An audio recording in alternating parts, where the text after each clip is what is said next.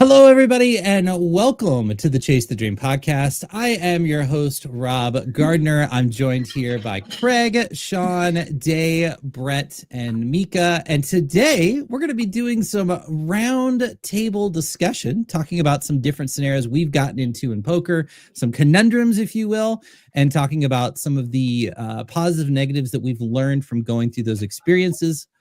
So hopefully you'll get a lot out of this tonight. We're pretty excited about it and pretty excited to share some of the crazy things we've been through in the past. But before I go into that, I want to take a moment to congratulate, and I'm really excited to say this. One of our own officially got Coach of the Year this year. Sean, Mika. congratulate. Yeah. Craig, congrats, man, on an Thanks, amazing man. season and I Coach of the appreciate it. Year. Very well deserved. When the season started, I remember asking you like early on about your season. You never mentioned in the first month of the season anything about, having a shot to win a championship or making the Final Four, any of that. I didn't know we were Sounds like going it was to. Yeah, it was. I kind of knew my team was going to be good.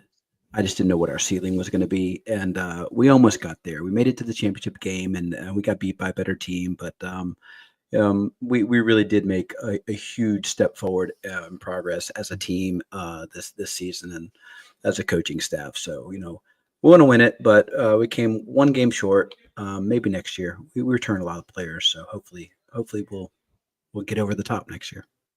So what does life feel like for you now? I know you talked the last 2 weeks on the pod about kind of getting to this moment and the opportunity to kind of reset and recharge. Yeah. Like, how are you feeling and how are things looking for this next couple of weeks? It's weird. It's like every season ends and there's like this little hangover phase where it's like you're happy to have more time, more time to yourself. Like I recoup time.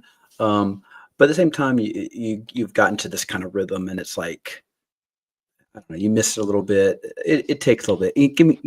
It's nice that spring break's coming up, and then it's a real kind of refresh and reset, and kind of come out of the winter hibernation mode, and spring has sprung, and then it'd be fine. But it takes a couple of days. My wife's like a little annoyed that I was a little gloomy over the weekend after losing, after having such a great season and kind of overachieving a lot of ways. It's still, the competitor in you, like Brett knows second place is awesome sometimes, but there's still a little bit of like, we're so close. Have you ever seen the pictures of the Olympians on the stand? The biggest smile is first place. The second biggest smile is third place. It's the second place person because third place just happy they got on the podium. That second place person is looking like what could have been, and it's tough sometimes, but we'll take it. I'm not complaining. So Coach of the Year comes with a big trophy, paycheck, parade. Are they doing a parade down there? No, but it keeps my job secure at least for one more year. Probably it's hard to fire you when you get Coach of the Year. So. I think it's hard to believe that they would ever fire you. I think they're. If you're not winning consistently, there's people chirping behind you a little bit. So just tell me what to do. That's true.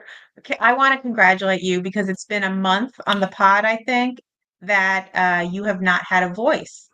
And your voice sounds excellent right now. It is a little better. I feel like I'm finally getting over the illness. Still got a little bit of crud in the throat, but I certainly am less coughing and sleeping a little bit better. Great run, though, by the way, man. Really great run. And you're right about second place. It does hurt. But you got second. It's better than coming in last, right? So Yeah.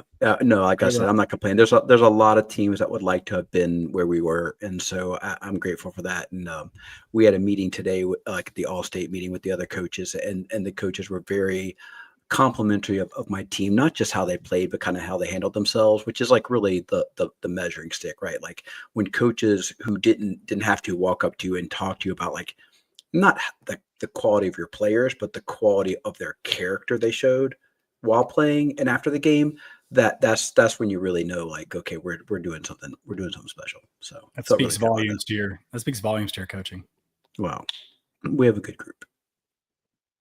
Well, speaking of good coaching, one of the things I love about this team is that we all coach each other and we all learn from each other. And it's one of the things that strengthens all of us and helps us to be more successful. And hopefully we get to bring that to all of you and help you be more successful as well. And so tonight we're going to go into a couple topics.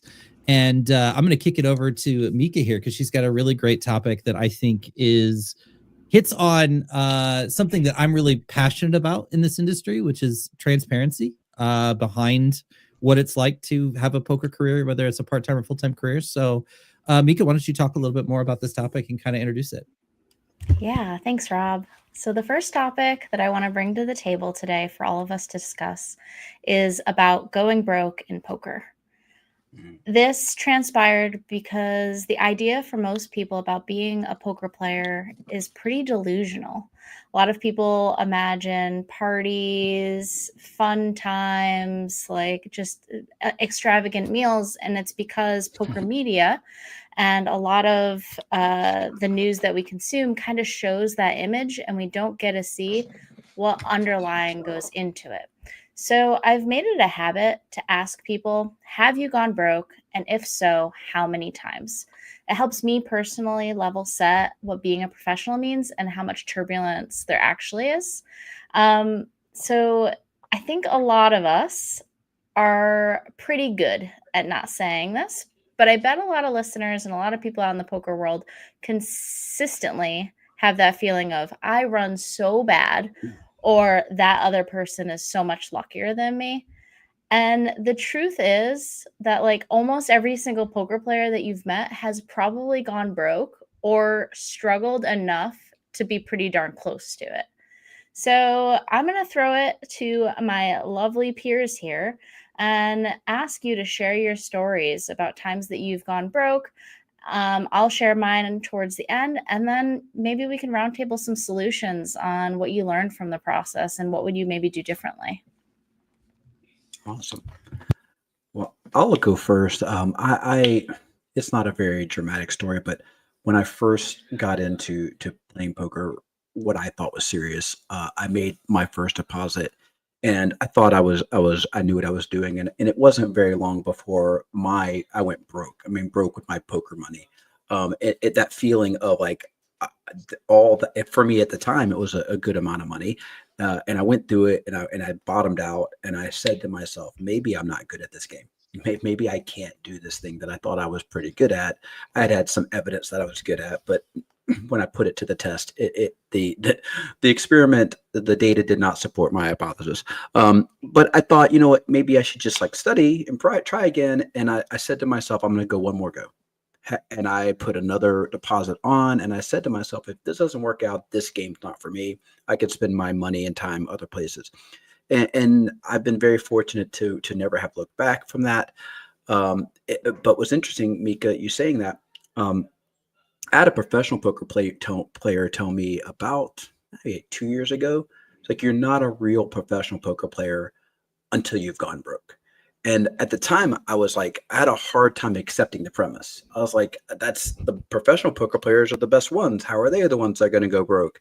And I think that, you could probably speak to this better than I can, but at the time I had a hard time accepting the premise. So that's my not so dramatic going broke story, but I've been pretty fortunate. Huh. I can relate to that to a degree. I've been fortunate, never went broke, never even really get close to going broke. But maybe that's just the nittiness in me. Did, however, go on a massive downswing while I was on a stake, of all things. Had a backer, consistent backer, had been chugging along for a long time, and then all of a sudden I hit like this 2-month run, and it was just, I mean, I could not get anything going. It was just complete. The graph was just on a nosedive. So I can totally relate with what you're saying there. Yeah, everyone knows like my stories, at least a little bit. I've been fully transparent on this show. That is for sure.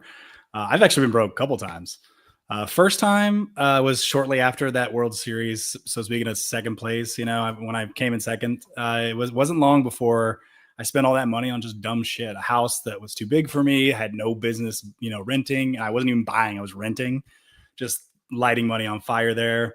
Had an expensive car, was partying all the time. So I actually was kind of living that like pro poker player lifestyle you were talking about, Mika, before it was even in the media. Like, I mean, I did see a lot of my friends partying all the time, traveling all the time, eating out at nice restaurants, that same thing. So I kind of was like emulating that, if you will. I had a backer, thought that was always going to be there. And, it disappeared. The second time, which is the more recent time, I've just really tried playing without a legitimate bankroll. I've always tried to make it work with like a couple grand, and I've made that last actually a couple years, which I think is kind of impressive.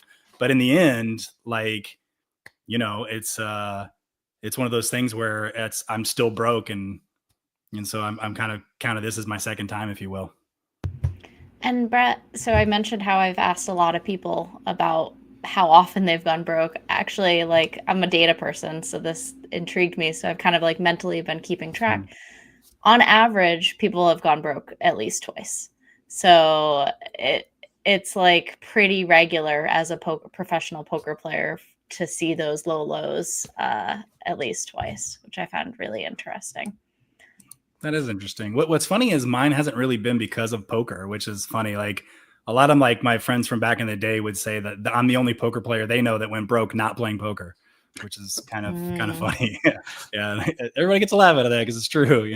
I wish it was from playing poker, but it's not even the pit. It's just spending money on some shit, partying, clubs, trying to be a baller. Like, I was like, I was 25 trying to be a baller. And nowadays it's more like life kind of fucking me.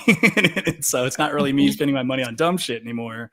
It's just life stuff happening, Like, and then the bankroll not being there. But it's an interesting question, Brett. You said you were 25. Do you think I've said before that I'm glad I didn't find poker earlier? I didn't really start playing seriously until I was 32. And I thought if I had found it at 22, I don't know if I would have been able to handle it. I don't know if I would have been. I needed the perspective of age probably to keep me from going broke. I think when Sean and I talk about kind of like maybe why we haven't, it probably because we were a little bit older, a little bit more seasoned. Do you think that if you had the score today that you had at 25, do you think you go broke? There's any chance you could go broke again? Nah, not at least not buying dumb shit. No, it definitely would be completely different. So I think you're right. You would go broke playing Tritons instead. Yeah, no.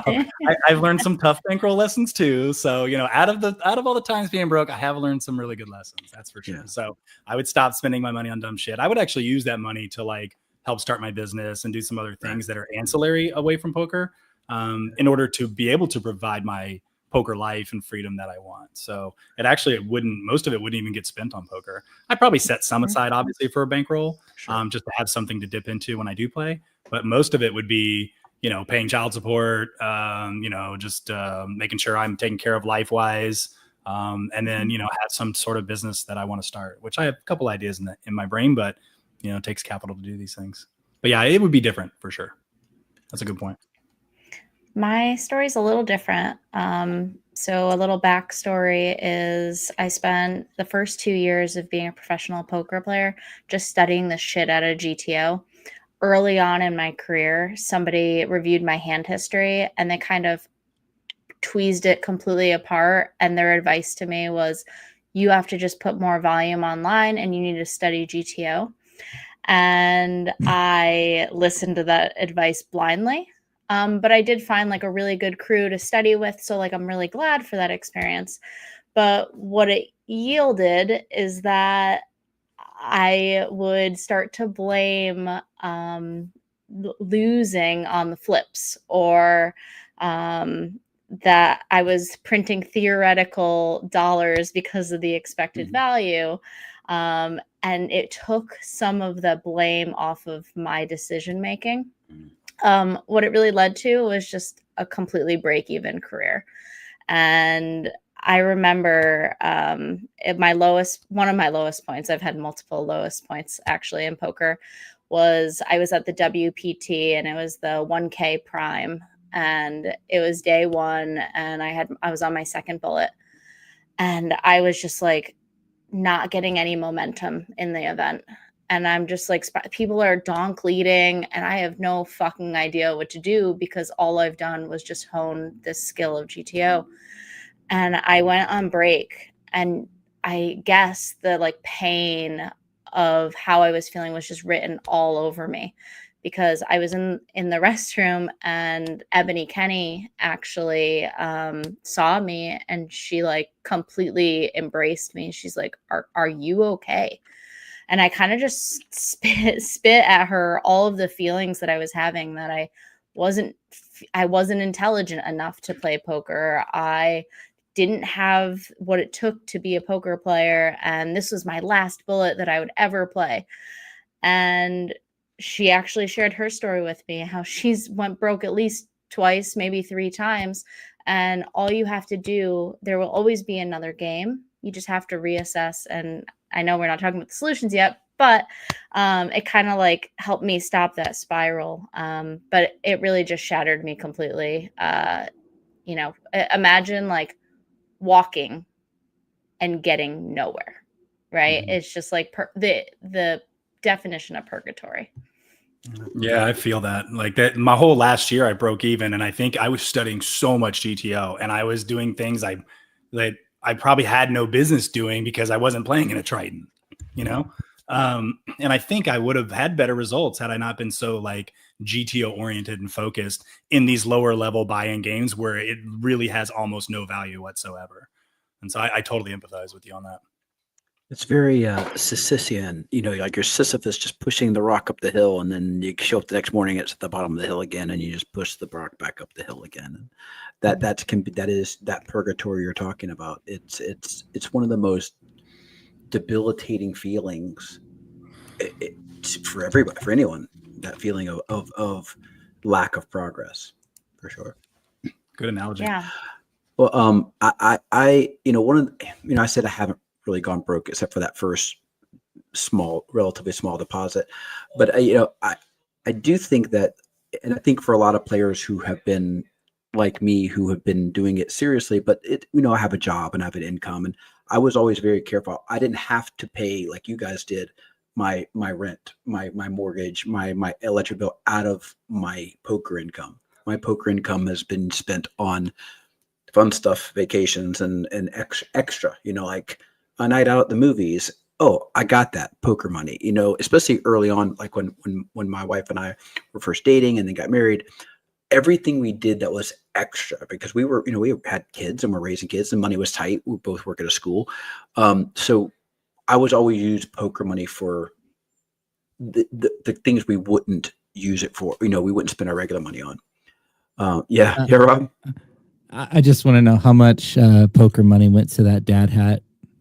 This one? About $29 probably at the Duke bookstore. Come on, this one's fresh. Much. Okay. I like how Rob raised his hand when the teacher's speaking, by the way. I know, you should. He was very polite, got called on.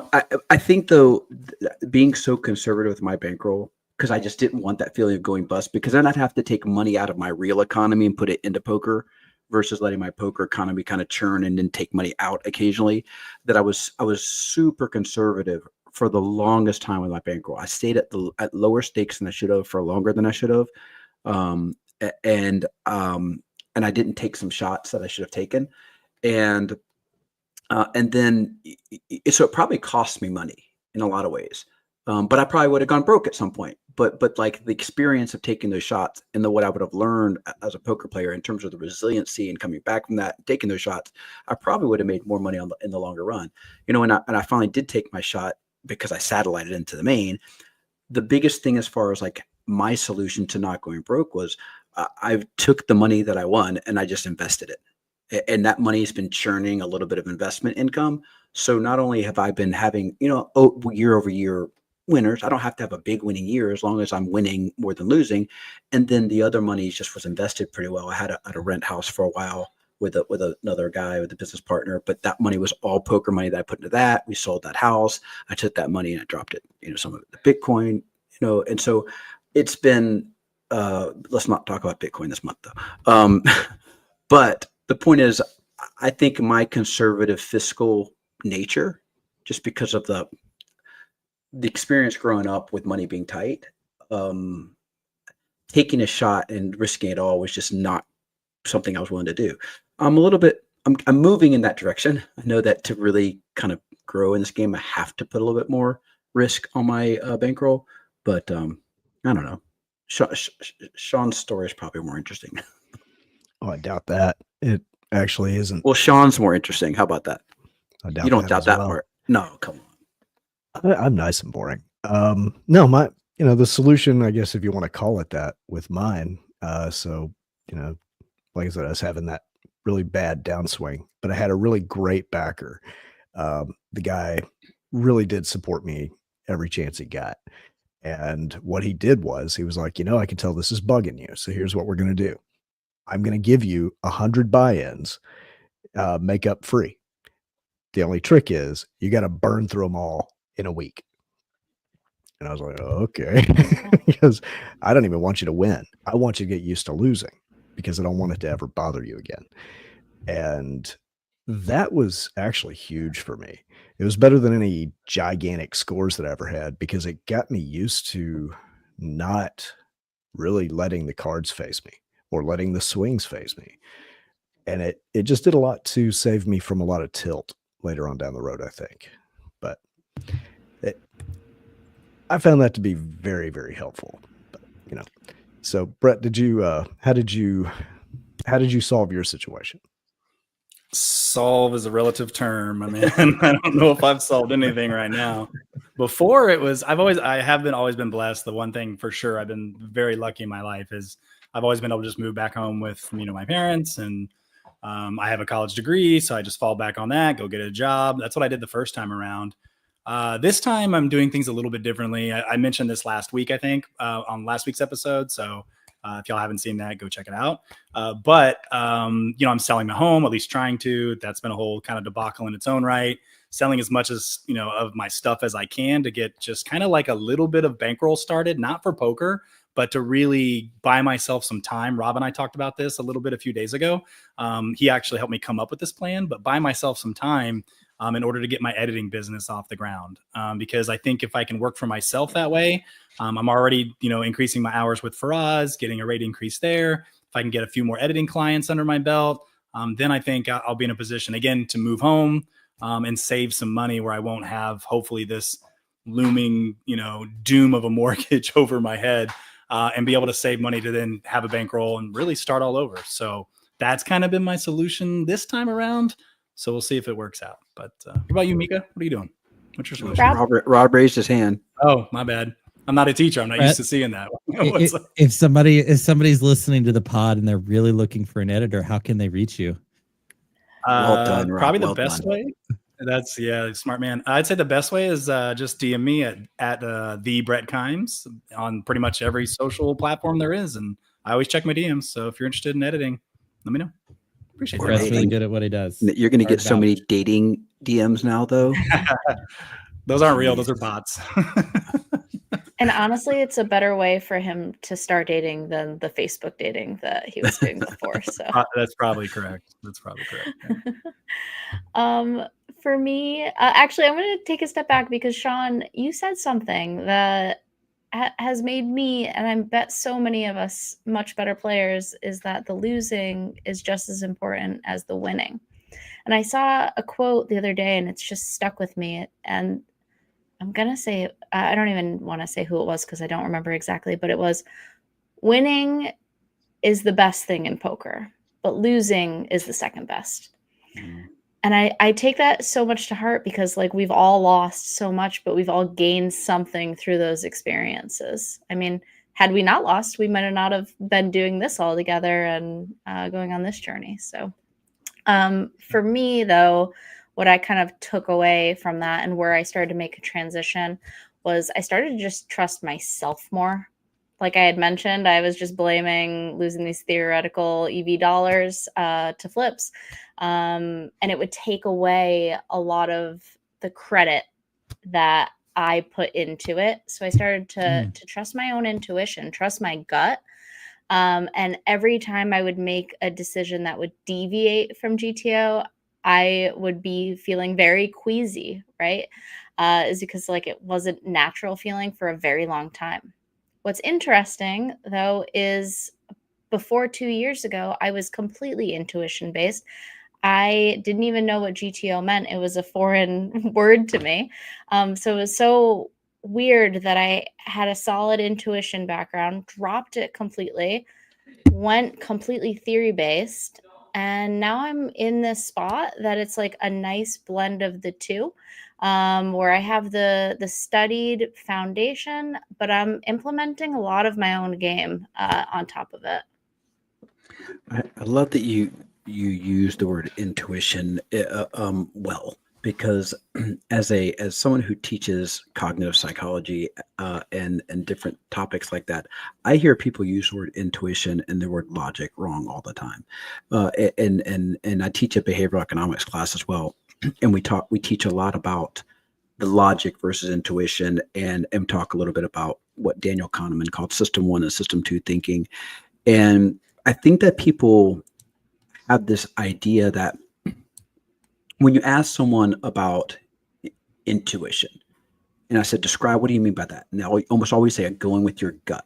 But your guts are down here. Your guts are your guts, and logic is when I talk to students about thinking is hard. Thinking takes work. Like we feel the energy that it requires to solve a problem. We might write down pros and cons or do some math or really crunch on it. And there's some fatigue that comes with thinking. Whereas when we make these decisions with our gut, so to say, they're so fast.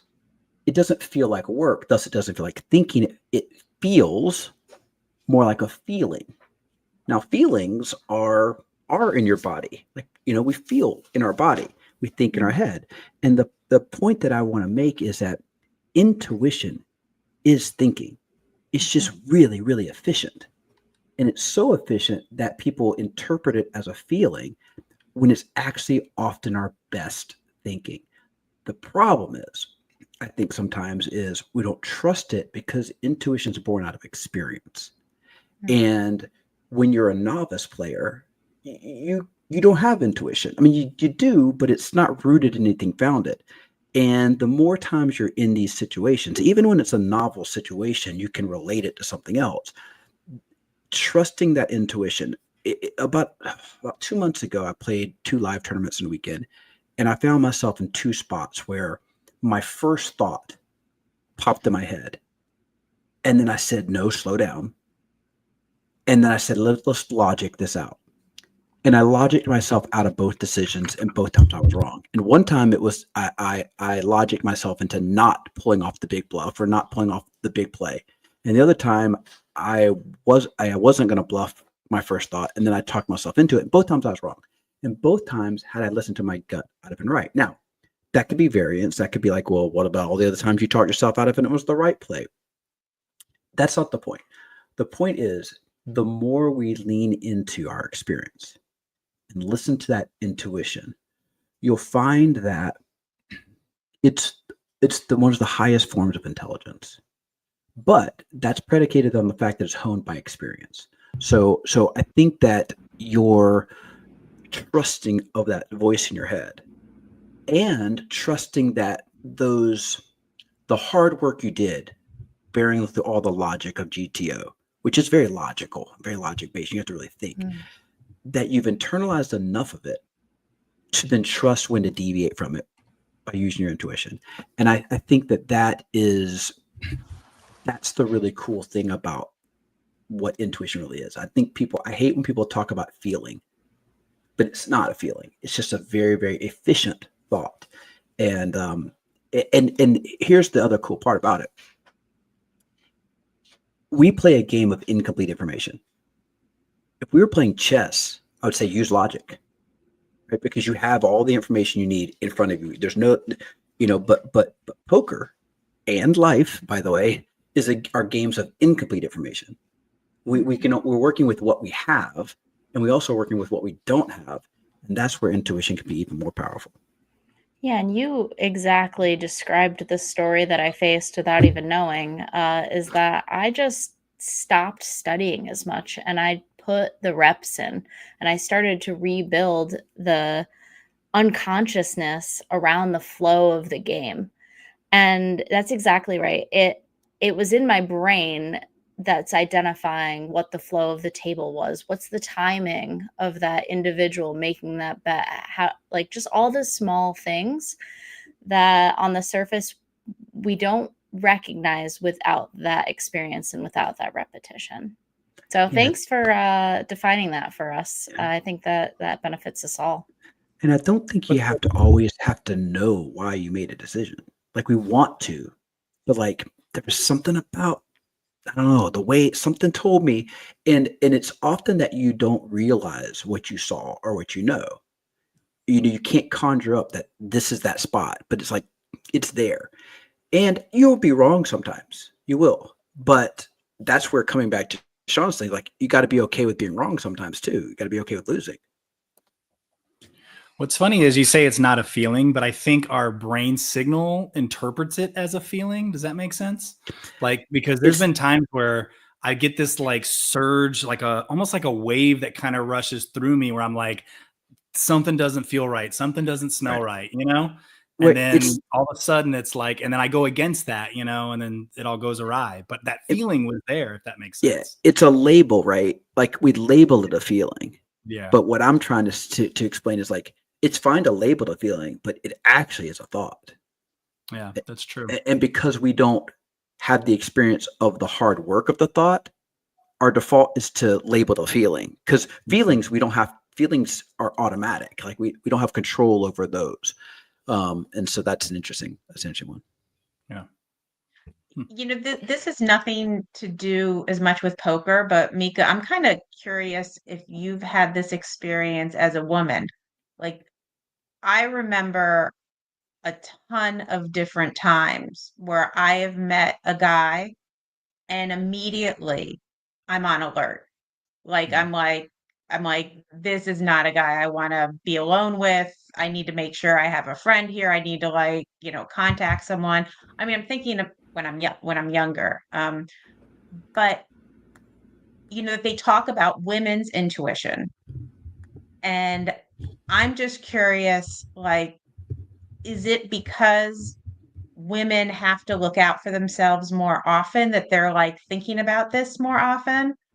Or is there something to be said just naturally, like there's some sort of like woman intuition that maybe men don't have that also can translate into poker? Because I I'm was gonna push always back. very, I'm very gonna push good. back pretty hard on this. Okay, because I will I'll say let though, Mika like answer, but I'm gonna push back.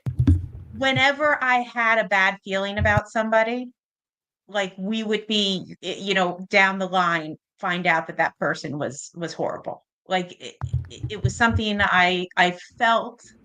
Again, I know it's not feeling, but that I was like very, very good at. Mm-hmm. And I don't know Mika, have you ever like experienced this? Yeah, for the younger generation that I am, it's called the ick. Yes. You get this ick from people. I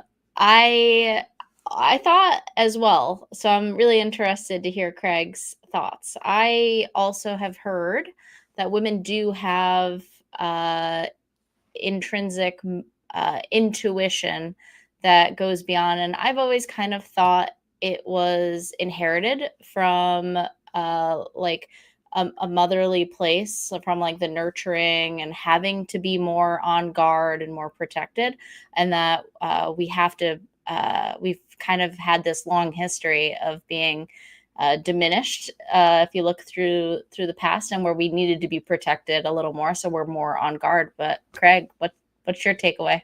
Okay, so you're right. You're right in that intuition is a type of thinking that is very much rooted in our evolutionary history. Our early ancestors became very good fast thinkers because the ones that were slow thinkers aren't your ancestors because they died, because they couldn't make a fast enough decision to save their life.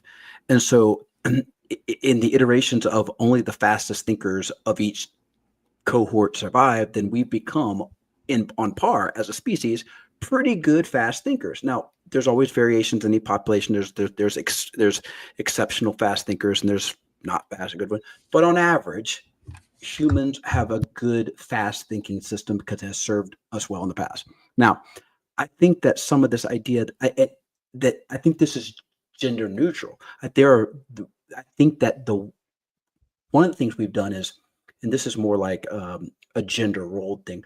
We've been told, we hear the term women's intuition, mother's intuition. Those are things. We just don't say father's intuition, man's intuition. It's there. And part of it is, I think, an inherent, like, it sounds, I think that this is where I was going to push back. I think it's a little misogynistic for you guys to say that. And here's why. It's as if, oh, you're the feeling dainty gender and we're the logical reasoning gender.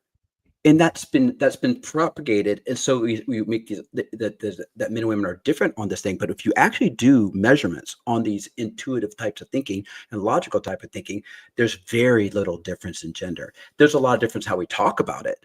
And I think that that's kind of how we've been taught to talk about it, because I can't be the emotional guy. I got to be like a logical, reasonable guy. No, I can emote, and I can use my intuitive thinking, and that's what you said, Day, about that feeling that this guy's not right. A little hair stands up back of his. Something about this is like, and you make that decision on campus to not. You don't, like that way. I'm going to go this way. Why'd you go that way? The longer route. I don't know. Something didn't feel right there. I tell my students who are about to go off to college, you have to listen to that voice. It's almost always right. I don't know about getting in the car with this person. Don't get in that car. And I say that to my young men and my young women. So I think that you're right that there are these assumptions that there's a gender difference, but it's not rooted in any real data. The data shows that we're both equally good at these things. And I think that it's just kind of how we've framed it over time. So that's the pushback. Not that you're wrong, but I think that it's just because the way we've been taught to think about it a little bit. I totally agree. I mean, you can see right now that Jay is intensely studying on some sort of intuition. I mean, it could also be chilly, but I think Jay is definitely working on his intuition and emoting as much as he possibly can. He's so still, isn't he? I would be too with that face, though. He's actually texting me as we're here. He's very upset that he can't be here. And sends his love. Yeah. Any other thoughts on that? Or are we putting a bow on that and moving forward? Has this been the problem of why I can't get second dates? Is there some kind of women's intuition? I was gonna say, Brett, I was gonna say that you were probably too scared to ask Craig this, but love at first sight, yay or nay, Craig? Intrigue, right in this topic. Intrigue at first sight. Intrigue at first sight. All right, we can run with that. So we'll put a pin in that discussion. I think that was really, really good. I liked all the different perspectives there. And let's shift to a different topic here. And Day is going to tell us about a situation that she had on day 2 of a Hard Rock that I think some of you will relate to and have experienced. And we're going to chat about that a little bit.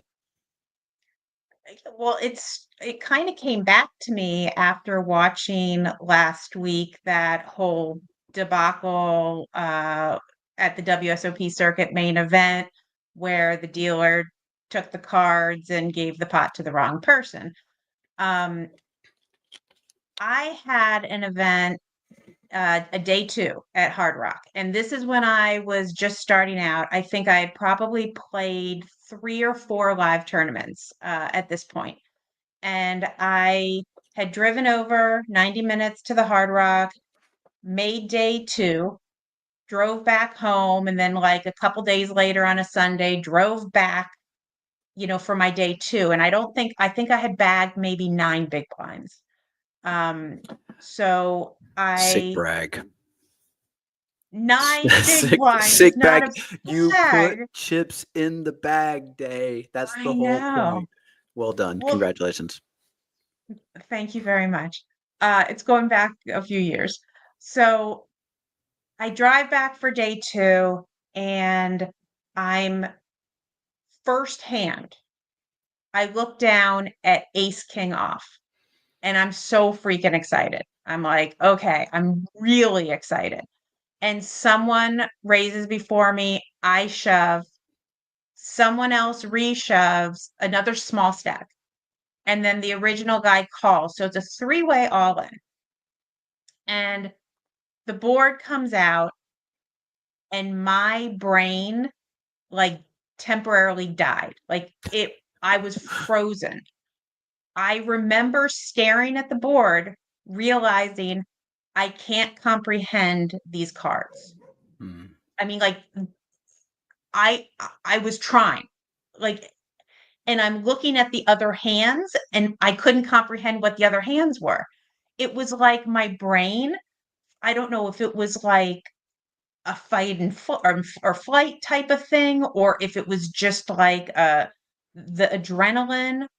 I don't know what happened, but I literally could not figure out what was happening. And eventually, the dealer is pushing the chips to somebody else.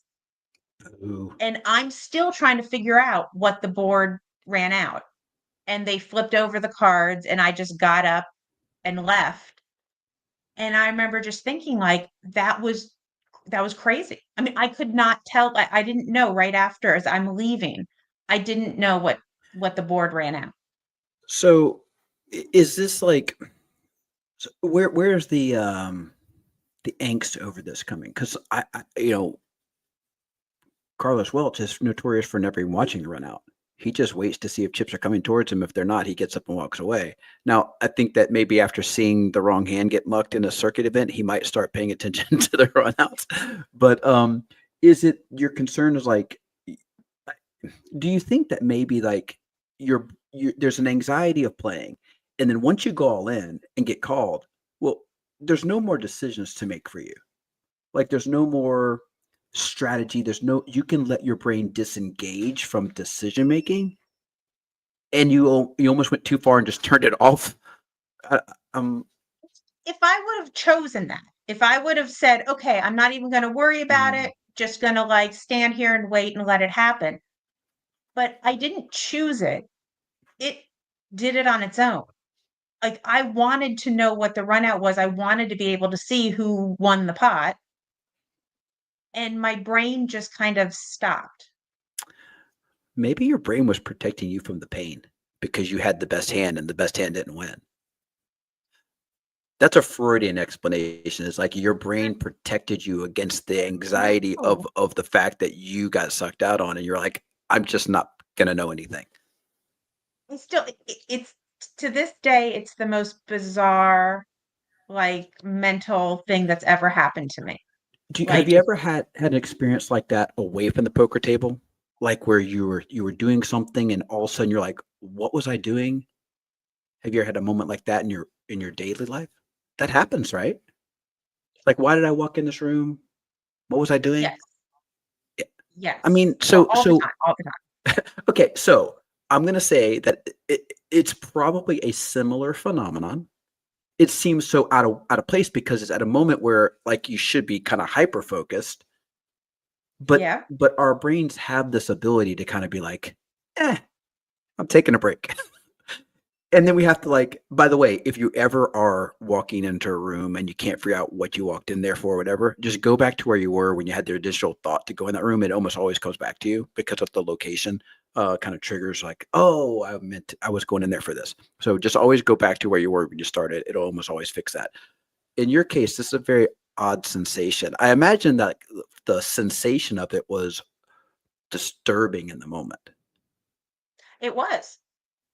It was really disturbing, and as I was walking out of the room, I was actually kinda angry because I was like, what if I had actually somehow had the best hand and the dealer pushed it to the wrong person, and I wouldn't have been able to say anything because I didn't know I couldn't read the situation. I thought And you for were gonna someone who likes being in control, yeah. that's like a really bad feeling because I'm I like, thought you were gonna say I thought you were gonna say that you were mad because you didn't have a chance to like really manifest the cards that were gonna come out and like make it run out of straight for you or something like that. no, You but missed if that I would have made opportunity. some sort of backdoor straight, I just wouldn't have even known, like it It was weird. It was really weird, So and I am someone who likes to be in control, so it was just a very, very weird experience for me. Go ahead, Brett. I want So- to, Brett. go ahead, Rob. No, go ahead. Oh, you sure? All right. I want to ask a question, and I want to take this in a slightly different direction. Without like, I'm not going to psychoanalyze you the way that Craig is, because one, I don't have time to. I'm going to die 20 years younger than he is because I don't read books, and because I don't read books, I don't know how to psychoanalyze anybody. But I feel like a lot of this has some sort of roots in anxiety, and I've dealt with anxiety Sure. for large chunks of my life. So I'm curious, on a parallel track to this, that'll maybe broaden it a little bit. What is the most anxiety that each of you have felt at the poker table? That maybe it didn't end up in the exact identical situation, but maybe the trigger or the initial feeling was the same to what Day went through. Like, think about some high anxiety spots you've been in and how that made you feel.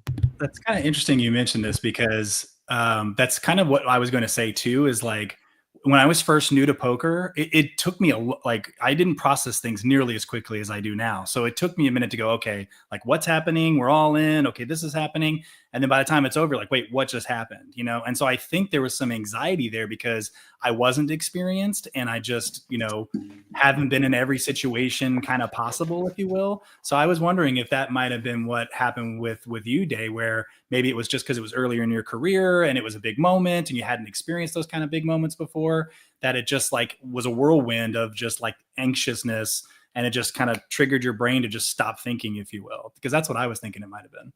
So it's interesting you bring that up. My anxiety I comes think you're onto that. Yeah. My anxiety comes when I sit down at a bigger buy-in that I haven't played before. I think I psych myself out, like thinking it's bigger than what it is. And maybe some of what you're saying, Day, happens to me where I don't even remember the first three hands that are dealt to me because of that anxiety that's there. But after a little while, that goes away, and it's just business as usual typically for me. And I bet if you played in 30 or 40 of those type of buy-ins, that 40th time, you wouldn't even think about it anymore. It would be like it was normal, you know, versus something you don't have a lot of experience doing, right? Precisely. Yeah, I can justify playing an $11 global event anytime, even if I have a party to go to in an hour and just cooling off some steam. Yeah, I felt the exact same way. Exact. Like the first time I actually sat down at an MTT, I don't think I forget the hands, like my first three hands, but I'm so nervous, and I'm like doing breathing exercises, and I'm trying to calm myself down. Then once you get into it, you get into it. And then I had the exact same experience. Usually when I used to go to a new venue I'd never played before and sat down for the first tournament. But then that is like, I think you're exactly right. It's like the more times we do it, the better it gets, the easier it gets. Now, I mean, I haven't had that happen for a while. I'm actually thinking the next time it happens is when I'm on a live stream. I think I'll be having a little bit of an anxiety attack when I first start down, like sit down and the cameras are there and the mic's there. You know, I think I'm going to have some issues with that. Just like this pod, the first pod, I told you guys the first time we went live, the intro was going and I was sitting here at my desk, like starting to have a panic attack. And I was like, okay, Dan, you got to keep this shit together, you know, like deep breaths, deep breaths. Just chatting with friends. Exactly. And I haven't had the issue since then. So I can tell you what, there has been some times now that I recall where this has happened, where it's when I'm implementing a new strategy that I haven't done before. It's really nerve wracking, you know, and you're like, it's not something you've done, like, you know, jamming, you know, 30 big blinds with sevens from, you know, cutoff versus big blind type situation or something, you know. I actually did something with a new strategy deep. I was like day 3 in the Millie Maker one year. There was all these pros at the table. Cherish was there, a couple like Euro pros that I've heard of before. And I did this play and I was so nervous I couldn't count my chip stack. The dealer had to like reach across the table and like start counting my chips. I was like totally, that was the last time I remember being frozen. But I was actually like doing a new strategy I wasn't really that comfortable with.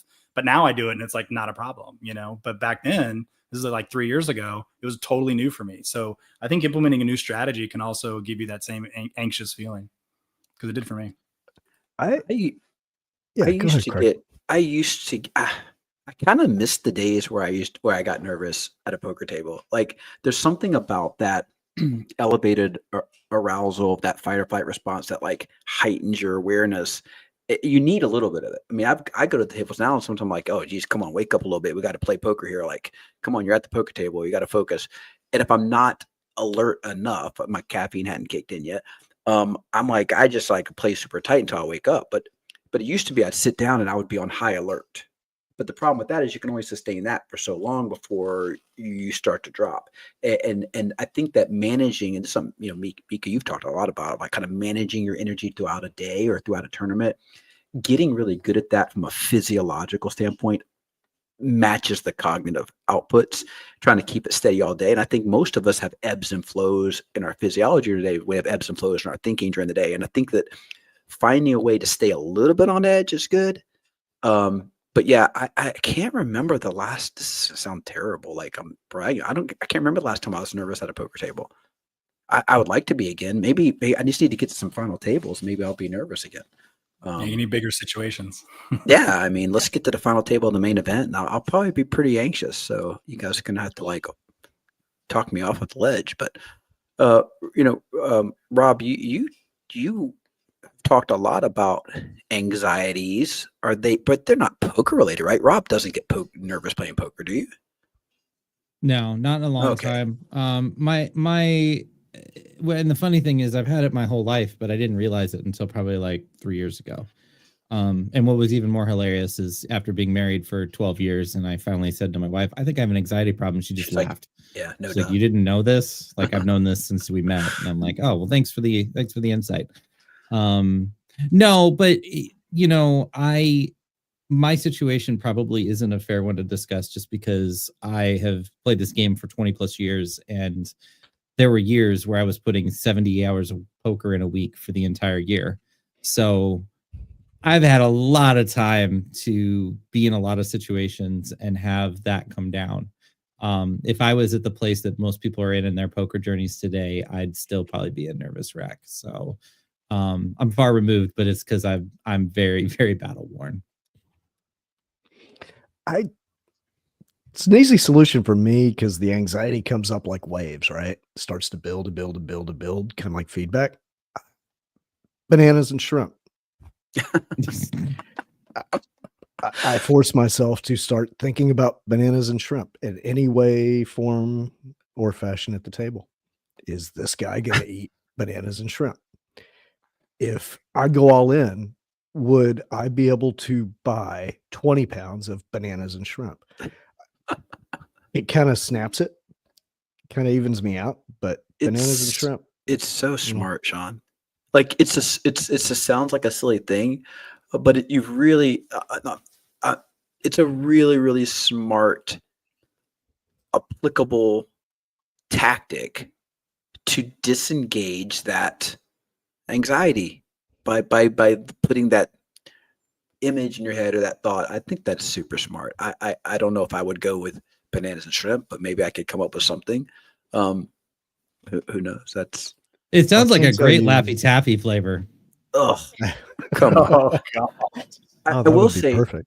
Day, I have had moments where I lose track of the action. Like if I'm multi-tabling online, I'll be planning. I'm like, oh, I know exactly the line I'm going to take this hand, and not get into the hand. I go back here. It's like, oh God, what was I doing here? How did I even get to this spot? And I'm getting my hands mixed up from different tables, and I'm like, and I literally have misplayed a hand because I was on the other table in my game tree, and that's super frustrating. And it does create some anxiety. Almost brag. I got down to the final 2 tables of 2 tournaments last night at the same time. I was like, I'm going to hit the final table, both these at the same time, and I'm going to double final tabling. I didn't. I got to one of them, but I've done that before online where I've been at 2 final tables at the same time, and I've even been double heads up before, and that's a lot of anxiety to try to keep track of that. Yeah, dual final tables is hard. I've done that before. Yeah. Sick brag.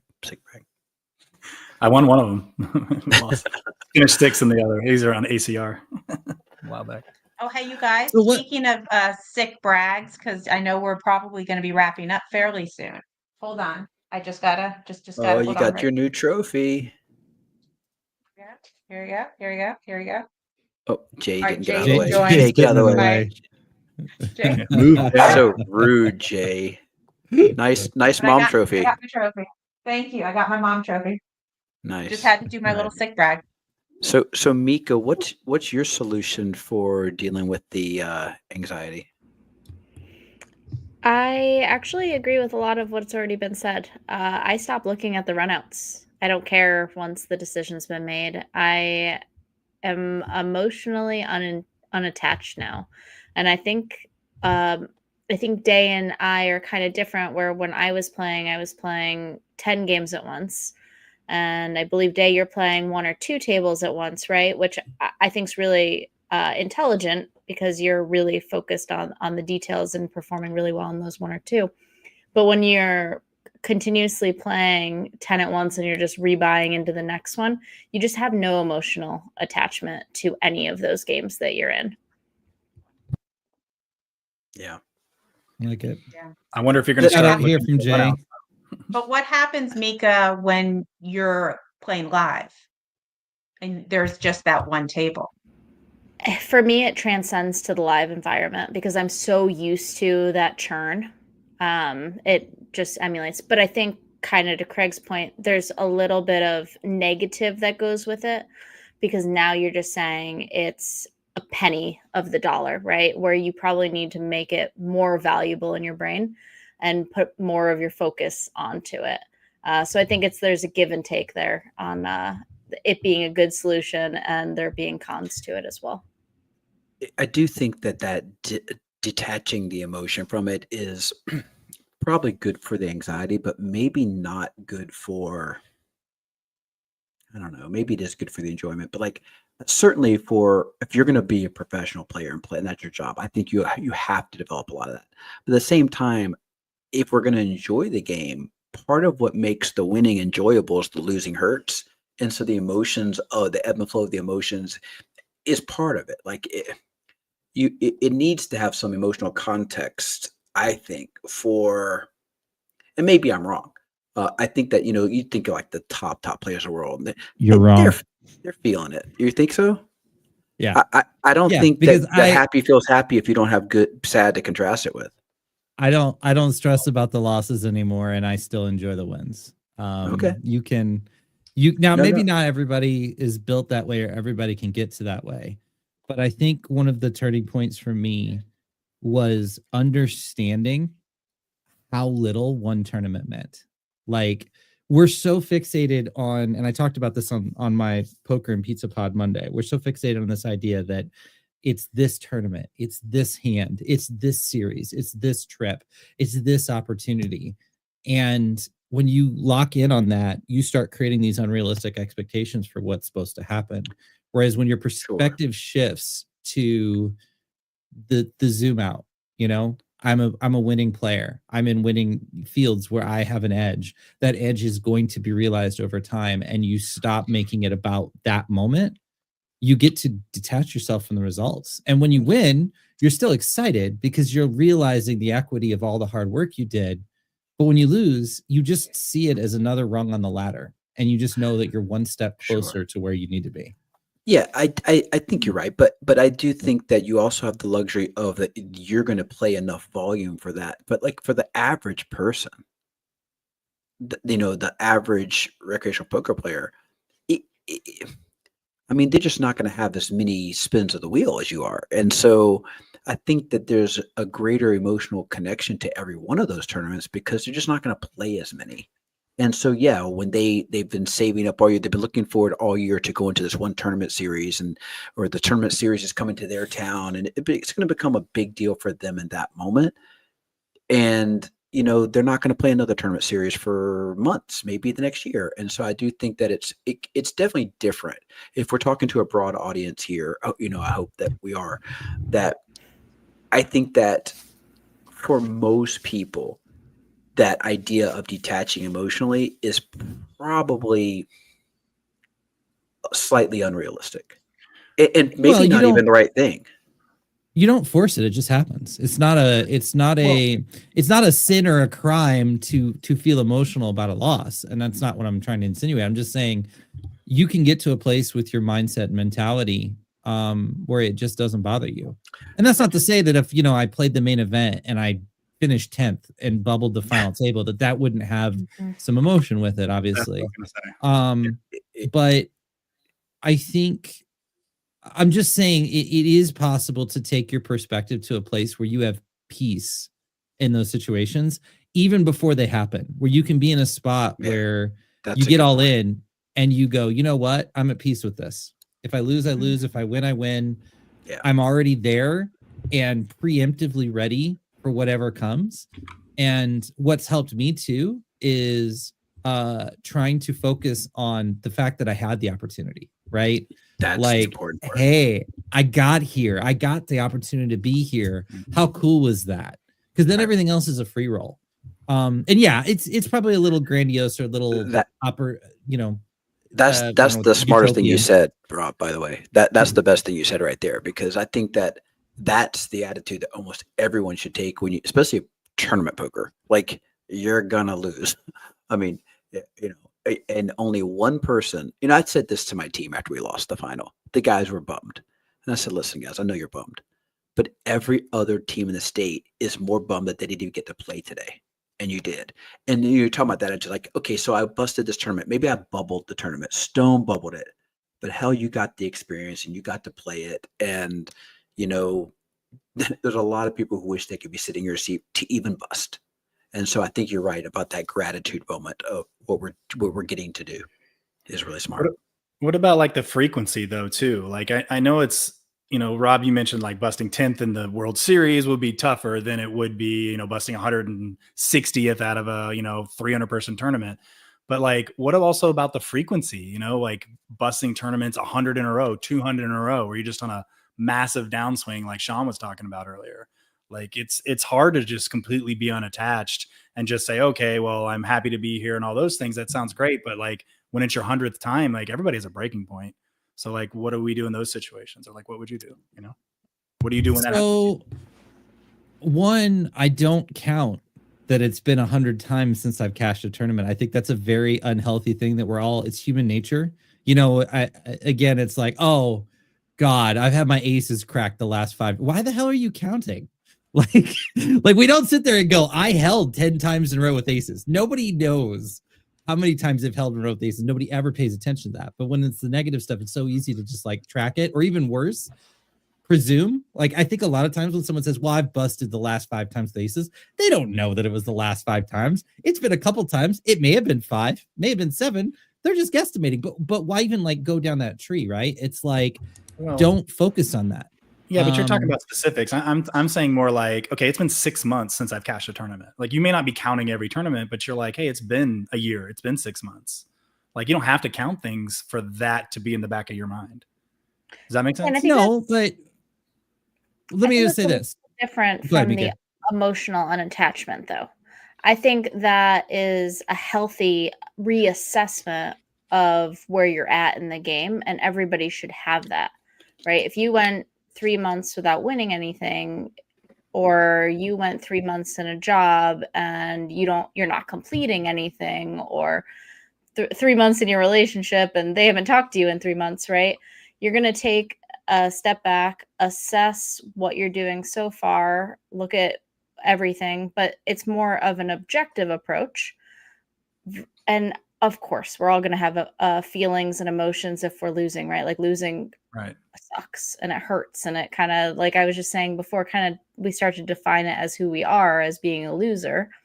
But I think what Rob's saying is that it's not so much that it's the 100 losses that you should let impact you, because what you should take is those as lessons and reassess how you're going to take that information and spin it into something else. Yeah. So that's my take, at least. That's good advice. I just think it's hard in the moment to do that for a lot of people, because it was hard for me, and I've been doing this for 20 years. And I like That's why I was so happy to win that Grizzly. It wasn't for a lot of money, but I was just like, oh my God, I can still win. And like, I thought this just wasn't ever going to happen again. And despite the volume, despite like how much I've studied, how much I've worked for it, you know, like that stuff it just gets, I think, to everybody. We're human beings. Like, we're going to have an emotional and a mental state that's attached to being successful when you're trying to be successful in something. Does that make sense? It does. And I'm look, I'm broken. Okay. I am 100% broken in that, you know, I didn't chime in during the going broke session because technically I've never gone broke in my poker career. And that may sound like a sick brag, but being brutally honest, at least a dozen times in my poker career, my bankroll got down to $100 and I was all in for the day. I was playing $100 at tournaments. And if it didn't work out, it didn't work out. And I was broke. It now always worked out. And there's a whole mess of reasons why that happened. Some of it was a lot of luck. Some of it was game selection and whatever. But I've been through that 100 tournament situation many times. So I've had the opportunity to see that you always come out of it.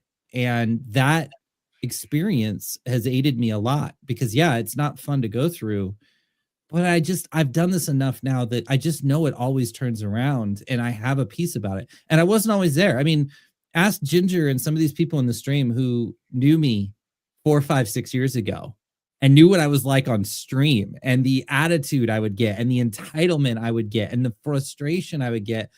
None of you would recognize me. I mean, I was just a completely different person. And it took a lot of work to get there. But I do think it's possible. So I don't want to say this. I guess I'll close with this. I don't want to make this sound easy. And I don't want to make it sound like if you don't get to this level, that you're less of a person or that you're not working hard enough or anything like that. But I do want it to sound possible because I didn't think it was possible.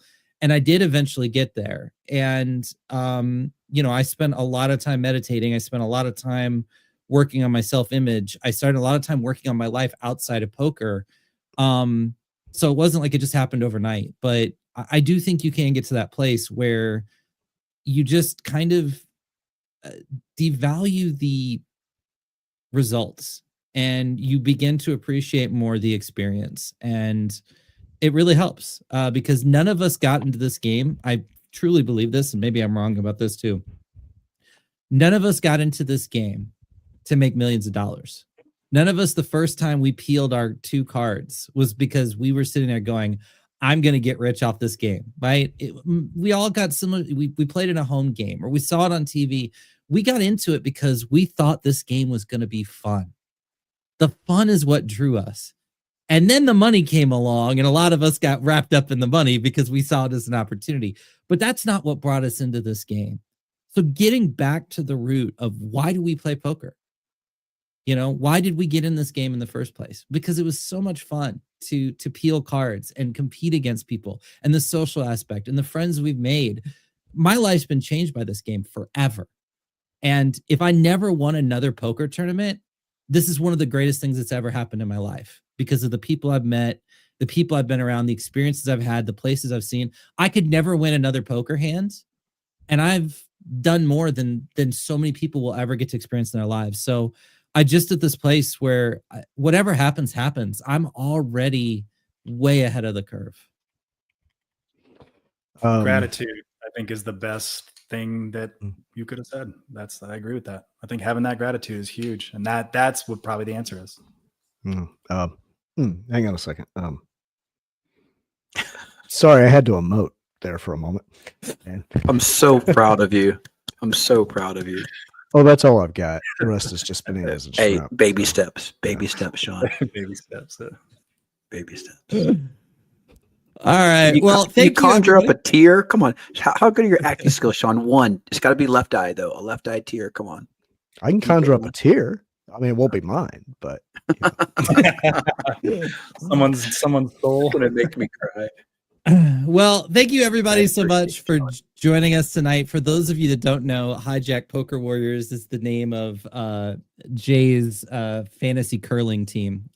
So that's him in chat. Wanted to be here with us tonight. Some things came up and he couldn't be with us, but he's with us in spirit. He's with us on the screen. And we titled this episode The Reset because I think when we hear the word reset, we think a lot of negative things. But resetting in poker is one of the most valuable things you can do. And whether that reset comes in the form of finishing a soccer season and getting a recharge and regrouping and moving into a new season where you're regrouping your game, whether the reset is going broke, trying to accomplish something in poker and having to start over, whether the reset is having a high anxiety situation that causes you to blank out and you have to kind of reset your emotions and get back into the fold. These are the opportunities we have to kind of strengthen that foundation and get back to who we are as people. And that, to me, is where some of the best poker is played. It's, to me, where some of the most awesome stories are. So, we embrace the reset here at Chase the Dream. We're all going to reset multiple times in the near future. And so many of you have already done it, and you'll continue to do it. And I'm excited for what's coming up next. So thank you, everybody, for hanging out with us tonight. We really appreciate you being here. And until next time, we will see you next week. I'm going for mine. You put it on mine.